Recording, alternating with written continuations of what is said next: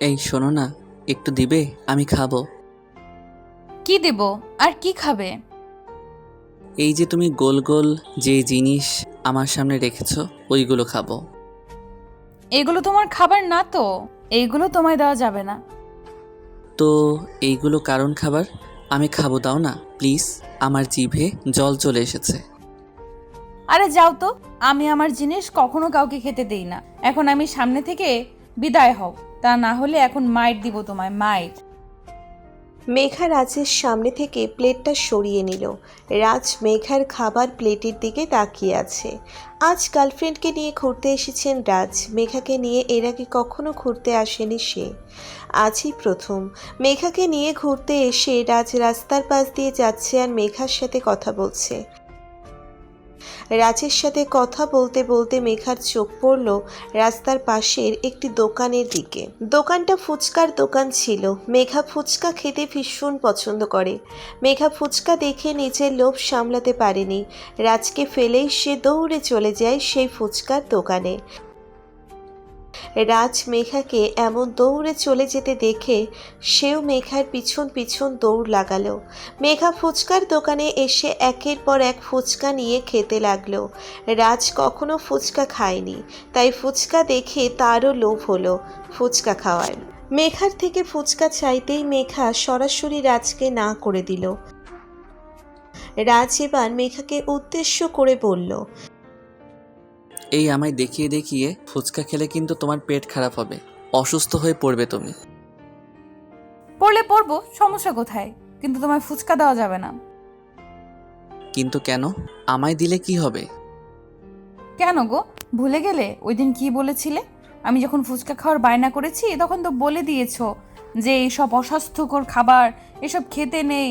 এখন আবার বায়না করছো কেন? তুমি এখনো সেই কথাটা ধরে রেখেছো? আমার তো ভীষণ ইচ্ছে করছে খেতে, দাও না, একটু খেয়ে দেখি। দিব না, এই যে শেষ। মেঘা শেষের ফুচকাটাও রাজকে দেখিয়ে দেখিয়ে খেয়ে নিল। রাজ হাঁ করে মেঘার দিকে তাকিয়ে আছে। কি সেলফিশ মেয়ে রে বাবা, একটাও দিল না। রাজ মুখ ভারী করে মেঘার দিক থেকে মুখ ঘুরিয়ে বসে আছে। মেঘা রাজের দিকে তাকিয়ে মুচকি হাসি দিল। রাজ যখন মুখ ভারী করে থাকে তখন রাজকে দেখতে একদম ছোট্ট বাচ্চার মতো লাগে। রাজকে মুখ ভারী করে থাকতে দেখে মেঘা রাজের গালে টেনে দিয়ে বলতে লাগলো, ওগো আমার প্রিয়, এমন করে মুখ ভারী করে থাকলে কি চলে? একটু হাসলে কি হয় শুনি? কিছু হয় না, আমি হাসতে জানি না। তাই নাকি? আমি তো তোমায় হাসিয়েই ছাড়বো সোনা। দেখি তোমার হাসি কেমন করে না আসতে পারে। বাজে কথা বন্ধ করে তাড়াতাড়ি খেয়ে দিয়ে চলো, বাড়ি যেতে হবে তো নাকি? উফ, বাড়ি যাবো কেমন করে? আমার মুখ জ্বালা করছে। আহ, ও মা, তোমার মুখ কেন হঠাৎ করে জ্বালা করছে? কি হয়েছে মুখে? মনে হচ্ছে মরিচ খেয়ে ফেলেছি। কিছু করো, ঝালে মরে যাচ্ছি আমি। বাজে কথা রাখো, এই নাও পানি খাও, ঝাল কমে যাবে। রাজ মেঘার দিকে পানি এগিয়ে দিতেই মেঘা ঢকঢক করে পানি গিলে খেয়ে ফেলল। তবে মেঘার ঝাল কমছে না, মনে হচ্ছে মুখটা পুড়ে যাবে তার। মেঘা রেগে গিয়ে রাজকে উদ্দেশ্য করে আবারও বলতে লাগলো, কি হলো? কি পানি দিয়েছো? আমার মুখ জ্বালা কমছে না তো। উফ, মুখ জ্বলে গেল গো আমার। একদম ঠিক আছে, আরও খাও একা একা, একদম ঠিক আছে। উফ, কি অসহ্য লোক রে বাবা। আমি মরে যাচ্ছি মুখের জ্বালায়, আর তুমি কি না এইসব কথা বলছো? আমার জন্য কষ্ট হচ্ছে না তোমার? ওয়েট করো, আমি পানি দিচ্ছি। না, পানিতে এই ঝাল কমবে না। আমার অন্য কিছু লাগবে। কি লাগবে? মিষ্টি নাকি? মিষ্টি লাগবে আমার। তাড়াতাড়ি মিষ্টি দাও। এখন মিষ্টি কোথায় পাবো আমি? আমার কাছে তো কোনো মিষ্টি নেই। তোমার কাছে মিষ্টি নেই মানে? এই তো আছে মিষ্টি। আমি দেখছি তো তোমার কাছে মিষ্টি আছে। শুধু শুধু মিথ্যা কথা কেন বলছো? আমার কাছে মিষ্টি আছে আর আমি দেখছি না? এটা কি করে সম্ভব হলো? সত্যি আমার কাছে কোনো মিষ্টি নেই। তাই নাকি? আচ্ছা ঠিক আছে, দিবে না তো? আমি জোর করে মিষ্টি খেয়ে নিচ্ছি। উফ, কি ঝাল। মেঘা কথাটা বলতেই দুম করে নিজের ঠোঁটজোড়া রাজের দিকে এগিয়ে দিল। রাজ কিছু বুঝে ওঠার আগেই দুম করে মেঘা রাজের ঠোঁটজোড়া নিজের দখলে নিয়ে নিল। রাজ মেঘার ঠোঁটের স্পর্শ পেতেই পুরো থ হয়ে যায়। কি হচ্ছে সব কিছুই যেন সে বুঝতে পারছে না। মেঘা রাজের ঠোঁটজোড়া নিজের ঠোঁটের সাথে চেপে ধরে আপন মনে রাজের ঠোঁটের স্বাদ গ্রহণ করতে লাগলো। রাজ পুরো পাথরের মতো চুপ করে আছে, তার শরীরে যেন আজ বিন্দুমাত্র শক্তি নেই। মেঘা রাজের ঠোঁটের সাথে আরও কিছু সময় নিজের ঠোঁট এক করে রেখে আলতো করে রাজের ঠোঁটজোড়া ছেড়ে দিল। রাজের ঠোঁটজোড়া ছেড়ে দিতেই রাজ মেঘার দিকে হাঁ করে তাকিয়ে বলল, এসব কি ছিল মেঘা? আমি তো কিছুই বুঝতে পারলাম না। তোমার সব কিছু এত বুঝতে কেন হবে? আমার ঝাল লাগছিল তাই মিষ্টি খেয়ে নিলাম। আর কিছু জানার আছে? ঝাল কি কমেছে নাকি আরও বেড়েছে? না, এখন আর ঝাল লাগছে না, একদম কমে গেছে। এখন শান্তি লাগছে। কি লজিক রে ভাই! এমন অদ্ভুত লজিক আমি জীবনেও শুনিনি। ঠোঁটের স্পর্শে নাকি ঝাল কমে যায়। শুনবে কেমন করে? তুমি তো একটা বোকাশোকা মানুষ। এত কিছু শোনার মতো বা বোঝার মতো মাথা আছে নাকি তোমার? হুম হুম না করে এখন চলো বাড়ি ফিরতে হবে। মেঘা বাড়ি ফেরার জন্য রেডি হয়ে নিল। রাজ কিছু সময় ঘোরে থেকে অতঃপর নিজের ঘোর কাটিয়ে মেঘাকে নিয়ে বেরিয়ে পড়ল। মেঘা বড্ড চঞ্চল প্রকৃতির মেয়ে, বড্ড ছটফটে। মেঘা রাজের হাত ধরে রাস্তায় হেঁটে চলেছে। রাজ যদিও বলেছে একটা রিক্সা নিতে, কিন্তু মেঘা তো সরাসরি রাজকে না করে দিয়েছে। মেঘা চায় না রিকশায় করে যেতে। মেঘার খুব ইচ্ছে এই পরিচিত শহরে নিজের ভালোবাসার মানুষটির হাতে হাত রেখে চলতে। প্রিয়জনের হাতে হাত রেখে চলতে এক অদ্ভুত শান্তি পাওয়া যায়, যেই শান্তিটা অন্য কিছুতে কখনো পাওয়া যায় না। মেঘার হাত ধরে রাস্তার পাশ দিয়ে হাঁটতে হাঁটতে রাজ মেঘাকে উদ্দেশ্য করে বলল, আচ্ছা মেঘা, তুমি তো আমায় ভালোবাসো তাই না? কেন কোনো সন্দেহ আছে? হুম, কোনো সন্দেহ নেই। তবে আমি যদি চাই আমার ভালোবাসাটা যাচাই করে নিতে, তখন কি করবে তুমি? কি আর করব? পরীক্ষা দিব। তোমায় বোঝাতে হবে তো আমি তোমার জন্য কি কি করতে পারি। আচ্ছা বলো, আমার ভালোবাসার পরীক্ষা দিতে গিয়ে তুমি কি করতে পারবে আমার জন্য? নিজের জীবনটা দিয়ে দিতে পারবো, তবে শর্ত হলো আমার মৃত্যুর পর অন্য কারো হতে পারবে না তুমি। আমি দূর আকাশ থেকে তোমায় দেখব। আর কিছু করতে পারবে না? যখন নিজের জীবন দিয়ে দিতে পারছি, সেখানে আবার কি বাকি আছে? আর কোনো কিছুই তোমার ভালোবাসার প্রমাণ দিতে পারবে না। মেঘার কথাগুলো শুনে রাজ কি উত্তর দিবে সেটা ভেবে পাচ্ছে না। রাজের মনে হচ্ছে সে যেন তার জীবনের সত্যিকারের ভালোবাসার সন্ধান পেয়েছে। মেঘাই তার জীবনের সত্যিকারের ভালোবাসা। রাজ মেঘার মুখের দিকে তাকালো। হাস্য উজ্জ্বল মুখে নিয়ে রাজের হাতটি শক্ত করে ধরে হাঁটছে সে। রাজের ভীষণ ইচ্ছে করছে মেঘাকে শক্ত করে জড়িয়ে ধরে চিৎকার করে বলতে, ভালোবাসি তোমায়। কিন্তু কোনো একটা কারণে সে এই কথাটা বলতে পারছে না। রাজ মেঘার হাত ধরে চলতে চলতে চলে আসে মেঘার বাড়ির সামনে। মেঘাকে বিদায় দিয়ে রাজ চলে যায় নিজের বাড়িতে। মেঘার সাথে রাজের ভালোবাসার সম্পর্ক মাত্র 7 মাসের। এই 7 মাসের মধ্যে রাজের সাথে আজ প্রথম দিন মেঘা বেরিয়েছিল। মেঘাকে অবিশ্বাস করার কোনো সুযোগ রাজের কাছে এখনো অবধি হয়নি। মেঘার সব কিছুই রাজের ভীষণ পছন্দের। মেঘার কথা ভাবতে ভাবতে রাত চলে আসে নিচের বাড়িতে। রাজ নিচের রুমে এসে বসতেই মেঘা রাজকে কল করলো। রাজ কলটা পিক করলো না, কারণ এখনও সে ফ্রেশ হয়নি। রাজ ফ্রেশ হয়ে এসে ভাবছে মেঘার কথা, তার পরিবারকে জানিয়ে দিবে। কারণ ভালোবাসা পূর্ণতা পেতে চায়।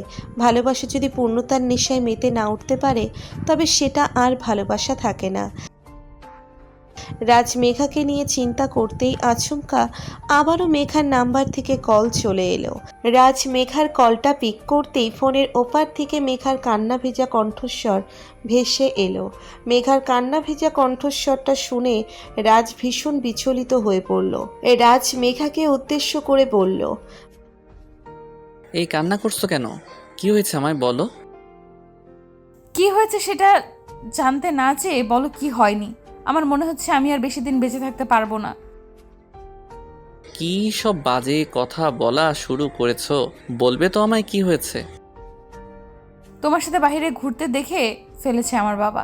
বাড়ি আসতে আমার সাথে রুডলি ব্যবহার করা শুরু করেছে তারা। আমি কি করব কিছুই বুঝতে পারছি না।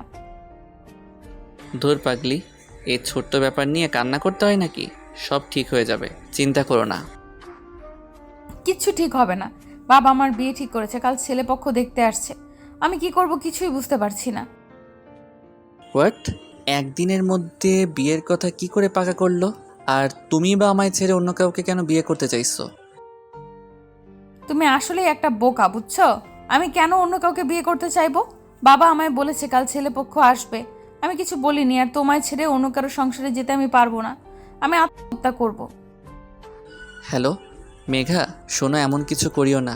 মেঘা। মেঘা নিজের কথাটা বলতেই ফোনটা কেটে দিল। রাজ মেঘাকে আবারও কল করলো, কিন্তু কোনো লাভ হলো না। মেঘার ফোনটা বন্ধ আসছে। রাজের এখন নিজের উপর রাগ হতে লাগলো। মেয়েটার কথা রাজ না বুঝেই উল্টো কথা বলে ফেলেছে। এখন এই বিপদের থেকে কি করে রক্ষা পাওয়া যায় কিছুই ভাবতে পারছে না রাজ। মেঘাকে হারিয়ে ফেলার কথাটা মনে আসতেই রাজের বুকটা যেন কেঁপে উঠল। রাজ নিজের রুম থেকে বেরিয়ে সোজা চলে যায় নিজের বাবার কাছে। নিজের বাবার কাছে গিয়ে রাজ তার বাবাকে উদ্দেশ্য করে বলল, বাবা, আমার একটা কথা বলার ছিল, যদি অনুমতি দাও তো বলবো। বাবা, আমি একটি মেয়েকে পছন্দ করি, সোজা কথাই ভালোবাসি। মেয়েটির ছবি হলো এই, ওর নাম মেঘা। ওর বাবা ওর বিয়ে ঠিক করে ফেলেছে। আগামীকাল ওকে ছেলেপক্ষ দেখতে আসছে। আমার মনে হলো কথাটা তোমাদের জানানো প্রয়োজন, তাই তোমাদের জানালাম। রাজ নিজের বাবার সামনে টেবিলের উপর মেঘার ছবিটা রেখে নিজের বাবার সামনে দিয়ে চলে যায়। রাজের কথার বিপরীতে তার বাবা কোনো কিছু বলল না। নিশ্চুপ থেকে নিজের ছেলের সব কথা শুনলেন তিনি। রাজের উপর তার পরিবারের সম্পূর্ণ ভরসা আছে। তাদের বিশ্বাস আছে রাজ কখনো কোনো ভুল কাজ করতে পারে না। রাজের দেওয়া ছবিটা তার বাবা মা ভালো করে দেখলো। রাজ নিজের রুমে এসে বিছানায় শুয়ে পড়ে ভাবতে লাগলো, রাজের বাবা মা কি মেঘাকে মানবে, নাকি বিশাল কোনো ঝামেলা রাজের জন্য অপেক্ষা করছে। রাজ একটা দীর্ঘশ্বাস ফেলে মেঘার কথা ভাবলো। অতঃপর আবারও মেঘাকে কল করে ট্রাই করলো, তবে ফোনটা এখনও সুইচ অফ আসছে। রাজ বার কয়েক ট্রাই করে নিজের ফোনটা বিছানার পাশে রেখে চোখ বন্ধ করে নিল। চোখ বন্ধ করে মেঘার কথা ভাবতে ভাবতে কখন সে রাজ ঘুমিয়ে পড়েছে সঠিক মনে নেই তার।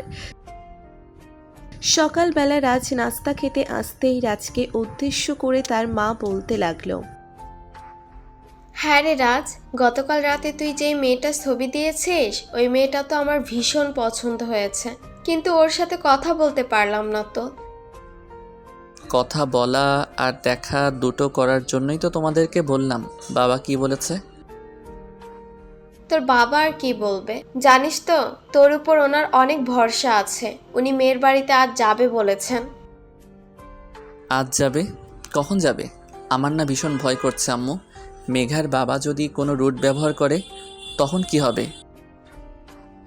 কেন রুট ব্যবহার করবে? তাছাড়া আমরা তো ওনার মেয়েকে দেখতে যাচ্ছি। আমাদের ছেলেকে পছন্দ হলে তবেই তো বিয়ের কথা এগোবো, নয়তো নয়। তবুও ভয় করছে ভীষণ। ভয় করিস না, সব ঠিক হয়ে যাবে। নিজের মায়ের শান্ত কণ্ঠে বলা কথাটা রাজের মনকে শান্ত করতে পারল না। রাজের মনের মধ্যে একটা ভয় ঠিক লেগেই আছে। কি করে নিজের ভালোবাসাকে নিজের করবে সে, কিছুই মাথায় আসছে না তার। শেষ ভরসা এখন শুধুমাত্র বিধাতা। বিধাতাই পারে রাজের ভালোবাসাকে পূর্ণতা দিতে। দুপুর গড়িয়ে বিকেল হয়ে আসতেই রাজ ও তার পরিবার মিলে মেঘাদের বাড়ি চলে এলো। মেঘার বাড়িতে আসতেই রাজ দেখতে পেল পরিবেশটা একদম শান্ত। এখন শান্ত পরিবেশে ঝড় ওঠার পূর্বাভাস। রাজ তার বাবা মাকে নিয়ে বসে অপেক্ষা করছে মেঘার বাবার জন্য। মিনিট দুয়েক পর মেঘার বাবা এলো রাজের বাবা মায়ের সাথে কথা বলার জন্য। মেঘার বাবা এসে রাজকে উদ্দেশ্য করে শক্ত গলায় বলল, তোমায় আমি ভালো ছেলে মনে করেছি, কিন্তু তুমিও দিন শেষে এমন হলে। আমার মেয়ের সাথে গোপনে ভালোবাসার সম্পর্ক তৈরি করতে লজ্জা করেনি তোমার? মেঘার বাবার কথায় রাজ নিশ্চুপ হয়ে মাথা নিচু করে বসে আছে। কি বলবে কিছুই মাথায় আসছে না রাজের। আজকাল কাউকে ভালোবাসা কি পাপ নাকি? রাজ আর চোখে মেঘার রুমের দিকে তাকাতেই দেখতে পেল মেঘা দাঁড়িয়ে আছে তার রুমের দরজার সামনে। রাজ ভালো করে মেঘার দিকে তাকাতেই দেখতে পেল মেঘা মিটমিট করে হাসছে। মেঘার এই হাসির কারণ রাজের কাছে অজানা। মেঘার বাবা কিছু সময় নিশ্চুপ থেকে বেশ শব্দ করে হেসে ফেলে রাজকে উদ্দেশ্য করে বলল, আরে ছেলে আমার দেখি ভয় পেয়ে গেছে। আরে বোকা ছেলে আমার, আমি তো তোমার সাথে মজা করছি। তোমার ব্যাপারে আমি অনেক আগে থেকেই জানি, আর আমি চাইছিলাম বিয়েটা হয়ে যাক, তাই ডেকে নিয়ে এসেছি তোমায়। তুমি যাও, মেঘা রুমে আছে, আমরা কথা বলি বড়রা। মেঘার বাবার কথাটা শুনতেই রাজ পুরো চমকে যায়। তার মানে এটা প্ল্যান ছিল, রাজের সাথে মেঘা আর মেঘার বাবা মজা করেছে। রাজ মেঘার দিকে তাকাতেই মেঘা খিলখিল করে হেসে ফেলল। রাজ সকলের সামনে দিয়ে উঠে পড়ে মেঘার রুমে এসে মেঘাকে চেপে ধরে বলতে লাগলো, তবে এই ছিল তোমার মনে? জানো আমি কতটা ভয় পেয়ে গিয়েছিলাম। আরে ভয় তো আমিও পেয়েছিলাম।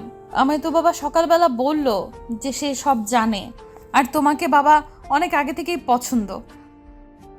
তো এটা জেনেও তুমি আমায় সকালবেলা কল করে জানাওনি কেন? ওমা, আমি সত্যিই জানিয়ে দিল। তুমি কি আসতে নাকি? এমনি যে ভিতর ডিম তাই বলিনি। তবে রে, আমায় টেনশন দেওয়ার জন্য এখন তোমায় সাজা পেতে হবে। কি সাজা দিবে জনাব?